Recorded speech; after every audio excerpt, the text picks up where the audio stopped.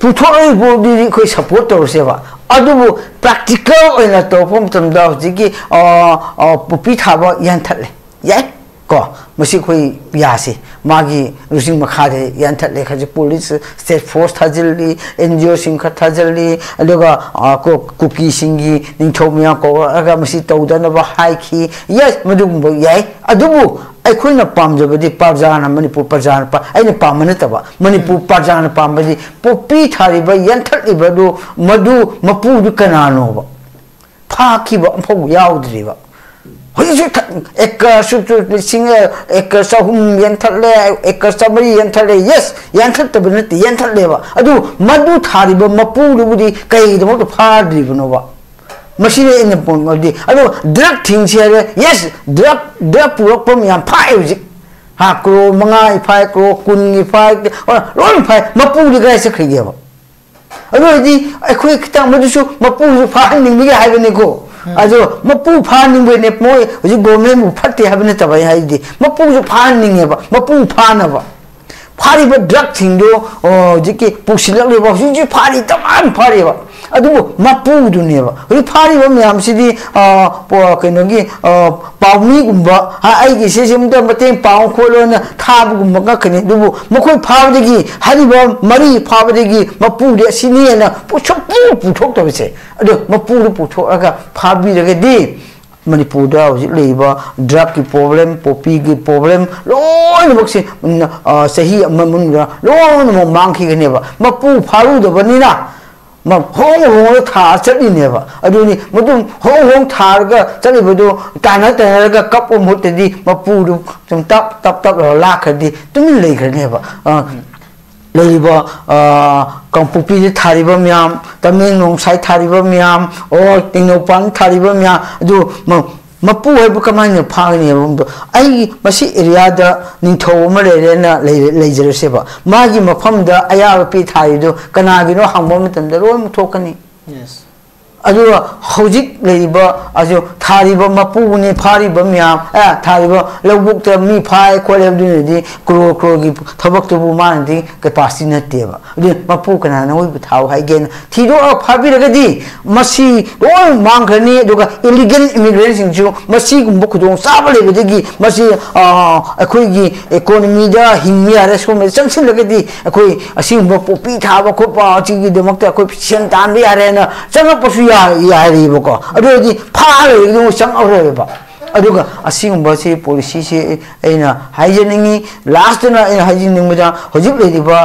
recognise तोतबा खुन खर लेरिको 900 मिया मधु मख आइडेंटिफाई अथुबा तोरगा मधु सिंगसी हाना बोटर लेरिब्रा यंबियोबा 900 विलेजेस दो बोटर लेरिब्रा यंगोबा लेमगदि मधु अथुबा हजिकी स्पेशल इंटेंसिव रिवीजन दो रोंग थोपिरोबा अदुबो प्रॉब्लम मा सॉल्व तवनी अदु मतुंदा हौजिक लेरिबा 61 देगी ना संग खिबा नौ संगपा मियामदो अखोय अदुसु हौजिक स्पेशल इंटेंसिव रिवीजन है ना सेंट्रल गवर्नमेंट पुथोइसि याम अफबो मनेबा मसी एनआरसी मखन मनेबा अदुदि मसीसु लौथोपिरो को अदुगा मदुदा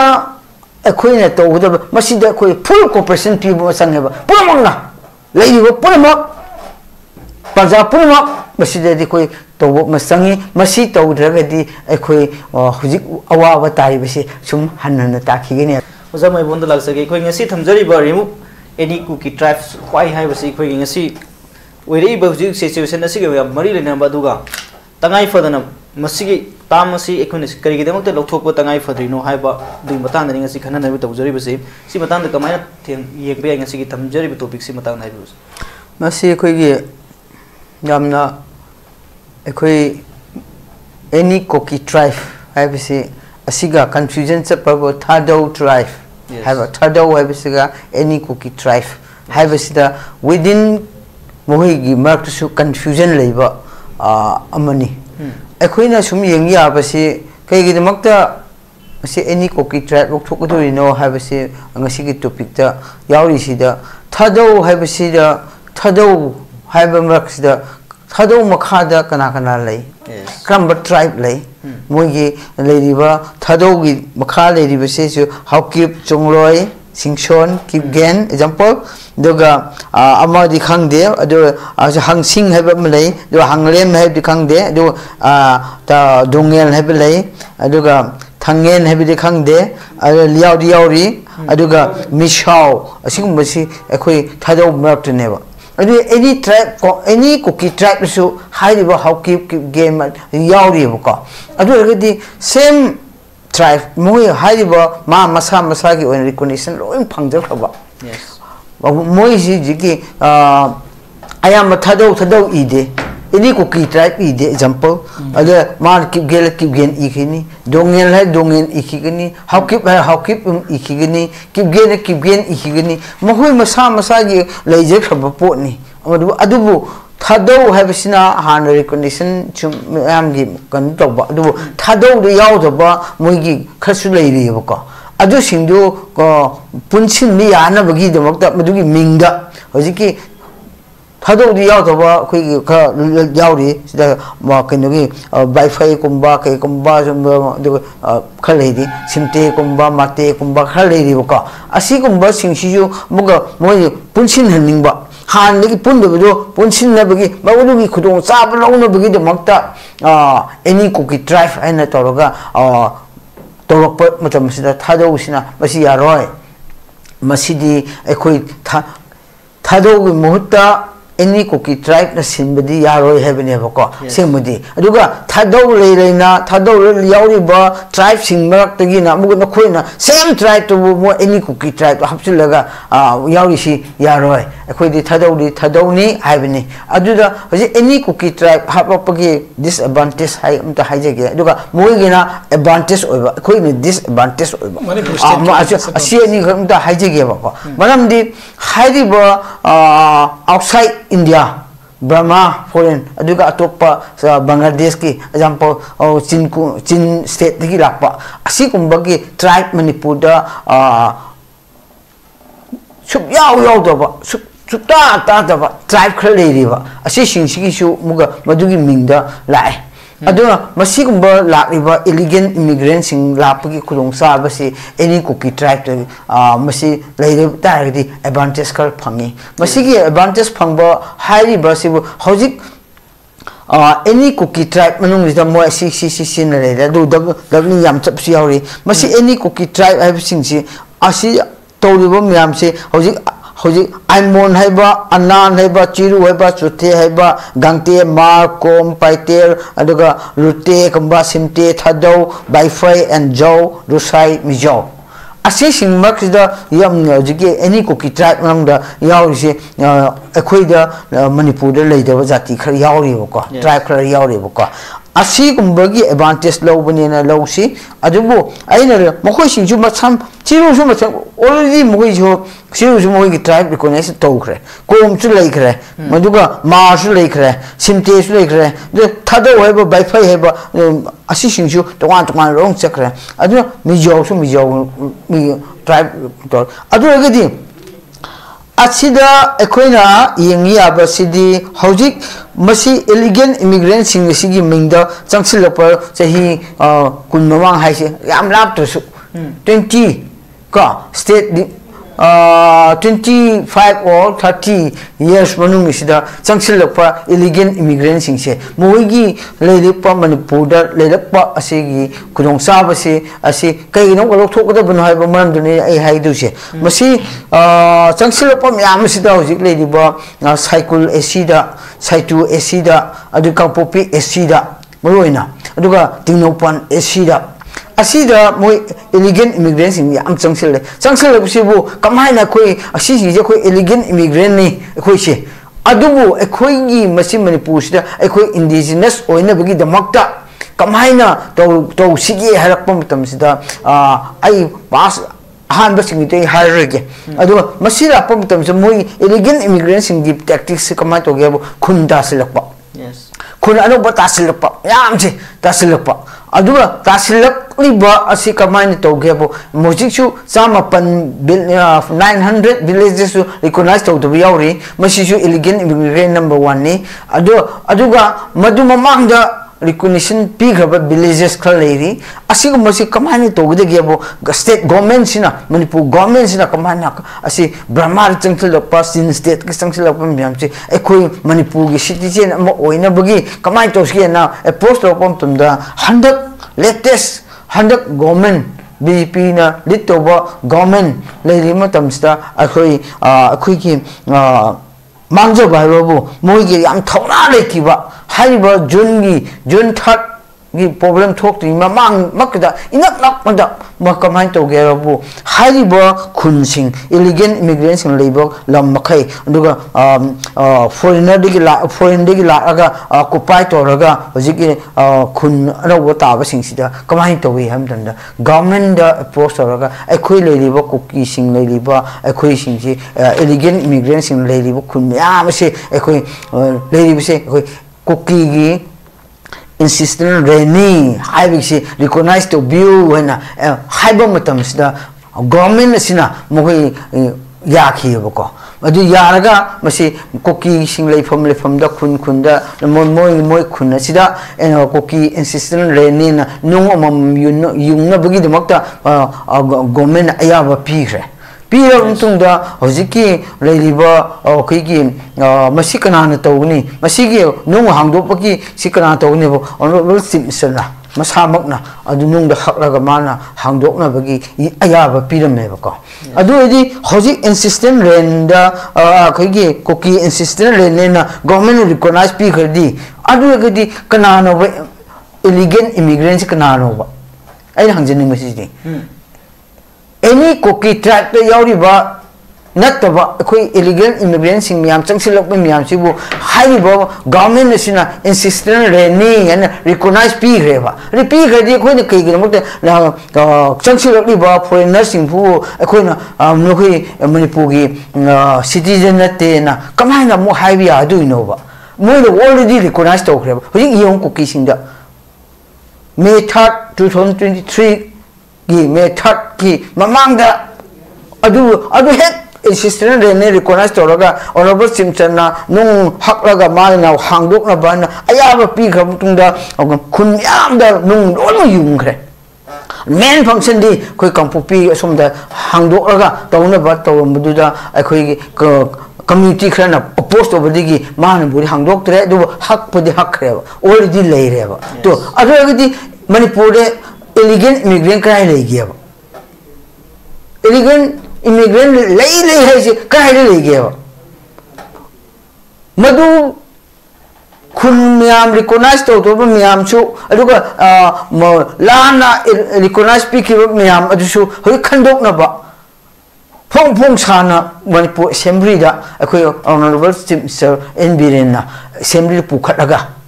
Magi mana to umba malay 1961 the best year oraga simamang da like lere badu matunga lapam khadi masi akoi khandok raga ma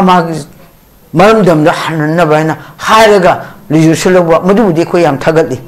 ko adu madu lai leina ke gi makta illegal immigrants sing changsil pam yam sibu man cookie singi insistent le recognize piriba kai gi no ba madu pi ke nu mit adu de gina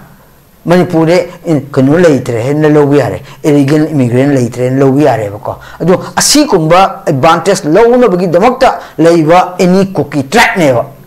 adu di mesi any cookie track lo thopada kai su akai berete lo thokki bo fai miam na pamde within mokoi marak asi lo thokpi haire akhoi gi pajamiam su lo thokpi maram cha de haire masi lo thokpa chumme bako masi lo thokpagi kanaba thamrubi kanadaba thamrubi kanadaba habdi any cookie track the chaliba singje masa ki long mok recognize phangraba recognition state ki ST list long changraba nakneba adu gi any cookie track habgi bilu re raba aduna hairiba asi lokthokpa matam da Manipur da mitop changrapagi khudong sabase leiro en lowi kamaram di hojik leriba akhoi hana si sama chatuk leram masing ni Manipur citizen ne dum lobu ta bane khoi chu aduna masi matung de la pa 61 degi mama matung de la pa myam du di खंडोपदा आईदी कोई support तो मिनब चंगे अदुगा लेरिबा ममांगदा कोई cookie सिंग चंगमबा 61 ममांग चंखिबा मियाम अदुसु अकोन चंगबा बुदी कोई खोपचिलगा कोई मी यामना बिगिने खोपचिमबदि चुमोय अदु मोइसु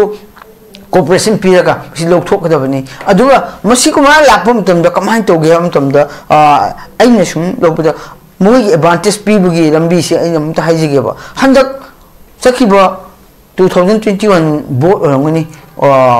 अलग last तो खिदो को 22 की बोर्ड अदुसो औजिकी हाई कोई ऑनरेबल मिनिस्टर लेपाउ हौकिप असी ब्रह्मा साइट की चिन को स्टेट की चंगसिलपा चेंसिलपा पुनम असिबु यंगसिनबा मतम खरा लेहनबा को रिफ्यूजी ओने चंगसिलपा मियामसे मतम खरा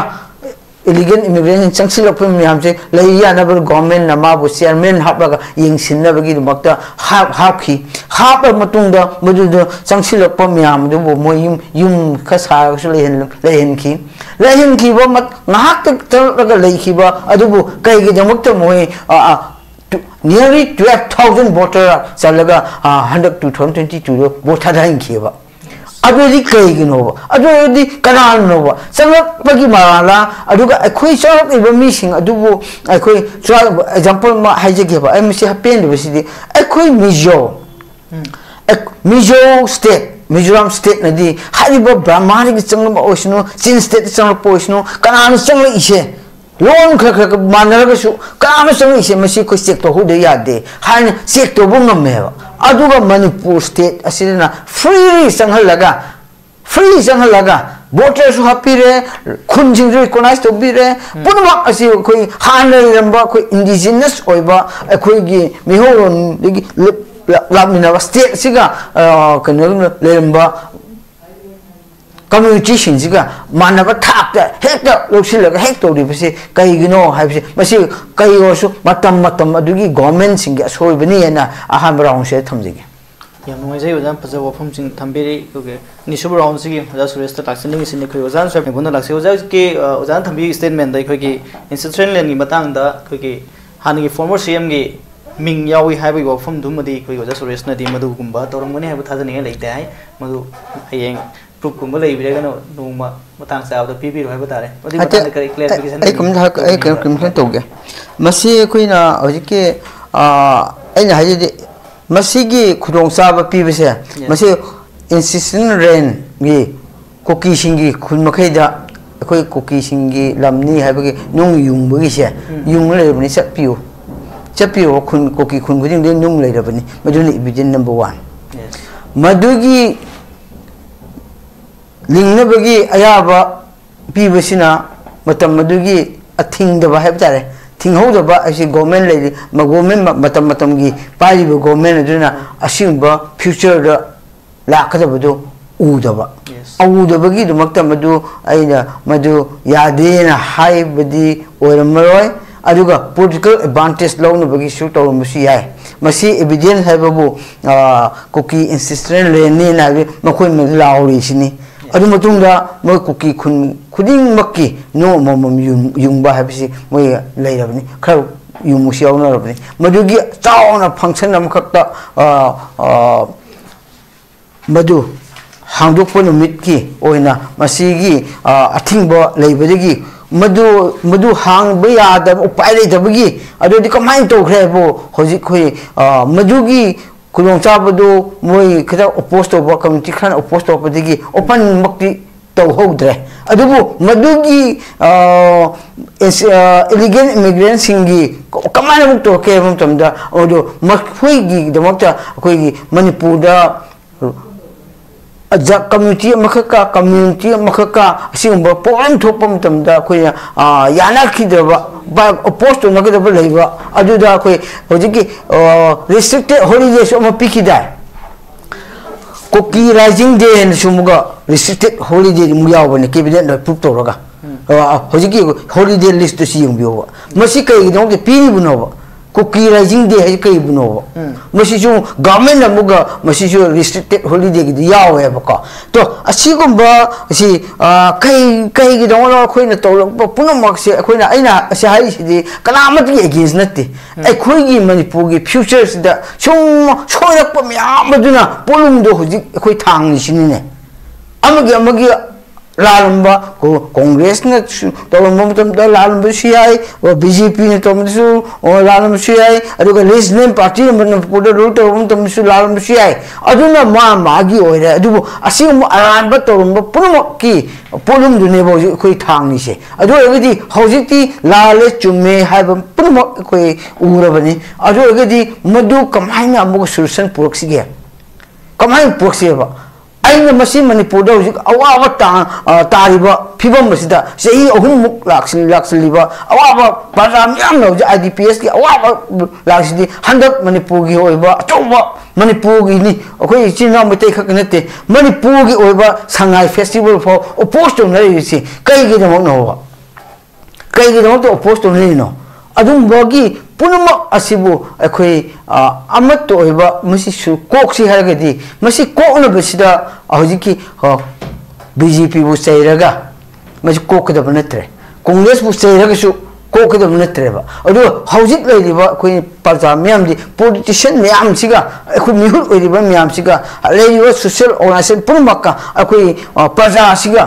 पुंबा अमखक अंडरस्टैंडिंग ला कान खक सोल्यूशन लाकनेबा अदुना हौजिक टाइमिंग सिदा अखोई कम्युनिटी अमबु चाइनरगा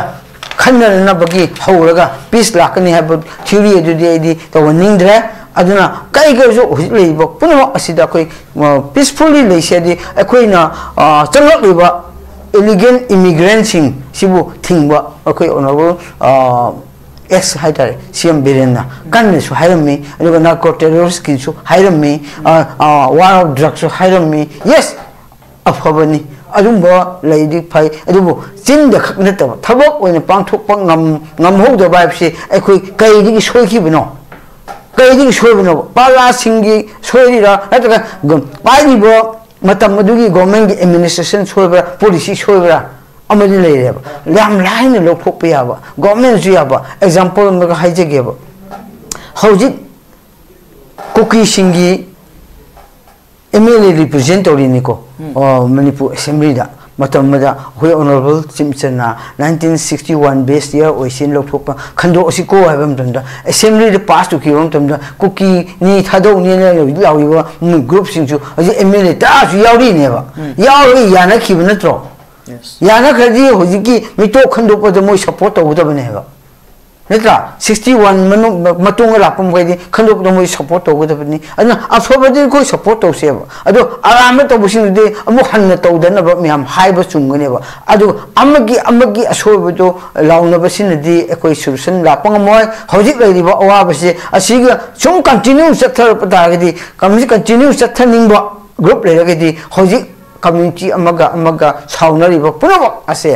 साउनरिबा पुनमक असे सुम साउनर लेरगदि हाइबा अवाबसे सुम कंटिन्यूशन चथखिगनि अदुगा IDPS सिंसु अवाबदा सुम मयोक नाखिगनि मसिगी दमक्ता मयोक नदनबा हाइरगदि अखोई अमत ओबा खंदबा तिन योटलगा खांबो मचंगनेबा अदुगुम मतम खक्तदा अखोई आईगी कम्युनिटी हेली आइना हाइबा चुम्मे आइना तोबा चुम्मे हाइबा इगो दसन खरदि मदुरगदि कम्युनिटी लोमकी राइट दु लोमक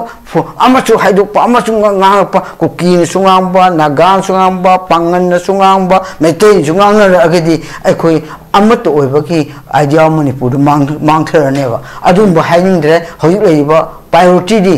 हज प्रायोरिटी एनी political party ओइसनो एनी political MLA party लेरिबा official ओइसनो MLA ओइसनो प्रायोरिटी दे को solution पोपा होय लेरिबा solution से हान पोपा हान गुमना नुसी सना लेमनबा अदु आइडिया मणिपुर से थमंगमनबा मणिपुर से काहंदनबा असी पॉलिसी दा प्रायोरिटी पीबन सुंगनी नतरना अमबो सैबा दुनदि एकोइ solution पा लापंगम होय जे अरो राउंड लाइन थमजिगे ꯀꯩꯒꯤ ꯃꯇꯝꯁꯤ ꯈꯤꯇꯪꯗꯤ ꯂꯩꯔꯦꯕ ꯑꯗꯣ ꯑꯔꯣꯏꯕ ꯔꯥꯎꯟ ꯑꯃꯈꯛꯇꯪ ꯑꯩꯈꯣꯏ ꯊꯝꯖꯅꯤꯡꯕꯁꯤꯡ ꯉꯁꯥꯏ ꯑꯩꯅꯁꯨ ꯁꯨꯔꯦꯁꯇꯁꯨ ꯍꯪꯖꯈꯤꯕ ꯑꯩꯈꯣꯏꯒꯤ ꯀ꯭ꯔꯥꯏꯇꯦꯔꯤꯌꯥ ꯀꯩꯅꯣꯁꯤꯡ ꯄꯤꯔꯤꯕꯁꯤꯡꯁꯤꯒꯤ ꯃꯈꯥꯗ ꯑꯦꯅꯤ ꯀꯨꯀꯤ ꯇ꯭ꯔꯥꯏꯕꯁꯤ ꯂꯧꯊꯣꯛꯄꯁꯤ ꯇꯉꯥꯏ ꯐꯗꯦ ꯍꯥꯏꯕꯗꯨꯅꯤ ꯁꯤꯒꯤ ꯃꯇꯥꯡꯁꯤꯗ ꯃꯁꯤ ꯑꯩꯈꯣꯏꯒꯤ ꯂꯩꯔꯤꯕ ꯃꯅꯤꯄꯨꯔꯗ ꯈꯨꯟꯗꯥꯃꯤꯟꯅꯔꯤꯕ ꯀꯝꯃ꯭ꯌꯨꯅꯤꯇꯤ ꯈꯨꯗꯤꯡꯃꯛꯅ ꯃꯁꯤ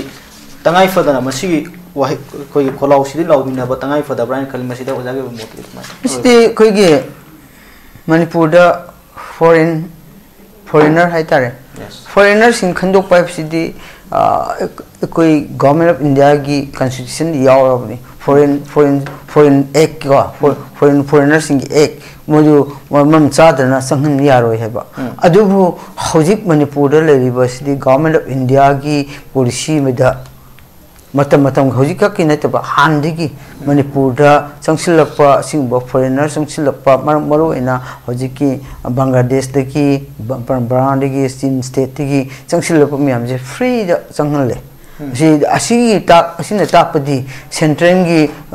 ꯐꯣꯔꯦꯟ ꯄꯣꯂꯤꯁꯤꯁꯤ ꯁꯣꯛꯑꯦ ꯅꯝꯕꯔ 1 ꯅꯝꯕꯔ 2 ꯃꯁꯤ ꯂꯩꯅ ꯃꯁꯤꯒꯤ ꯑꯦꯛ ꯂꯩꯅ ꯃꯅꯤꯄꯨꯔꯗꯁꯨ ꯍꯧꯖꯤꯛꯀꯤ ꯂꯣ ꯑꯦꯟ ꯑꯣꯔꯗꯔꯁꯤꯗ ꯃꯁꯤ ꯗꯔꯀꯥꯔ ꯌꯥꯝ ꯑꯣꯏ ꯃꯈꯣꯏ ꯃꯌꯥꯝ ꯆꯪꯂꯛꯄꯗꯒꯤ ꯂꯣ ꯑꯦꯟ ꯑꯣꯔꯗꯔꯁꯤ ꯐꯦꯜ ꯑꯣꯏꯔꯛꯄꯅꯦꯕ ꯑꯗꯨꯅ ꯃꯁꯤ ꯂꯣ ꯑꯦꯟ ꯑꯣꯔꯗꯔꯁꯤ ꯑꯩꯈꯣꯏ ꯐꯖꯅ ꯆꯂꯥꯏꯗ꯭ꯔꯦ ꯍꯥꯏꯕꯁꯤ ꯃꯁꯤ ꯍꯧꯖꯤꯛ ꯃꯅꯤꯄꯨꯔꯗ ꯆꯪꯁꯤꯜꯂꯛꯂꯤꯕ ꯂꯦꯞꯇ ꯆꯪꯁꯤꯜꯂꯛꯂꯤꯕ ꯐꯣꯔꯦꯟꯅꯔꯁꯤꯡ ꯆꯪꯁꯤꯜꯂꯛꯄꯁꯤꯅ ꯂꯣ ꯑꯦꯟ ꯑꯣꯔꯗꯔ ꯑꯃꯈꯛ ꯑꯩꯈꯣꯏ ꯁꯣꯏꯔꯦꯕ ꯑꯃ ꯑꯦꯗꯃꯤꯅꯤꯁꯇ꯭ꯔꯦꯁꯟꯗ ꯁꯣꯏꯕ ꯑꯃꯈꯛ ꯅꯝꯕꯔ 1 ꯀꯣ ꯅꯝꯕꯔ 2 ꯑꯁꯤꯗ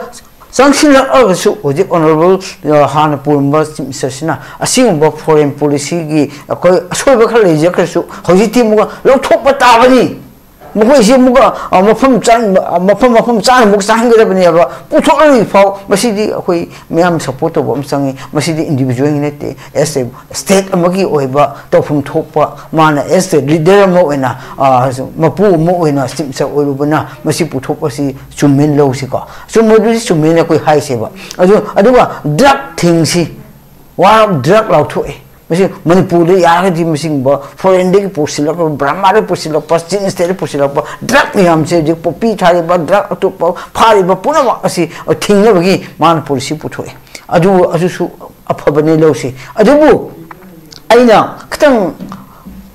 पुथोई सपोर्ट तौरसेबा प्रैक्टिकल तौर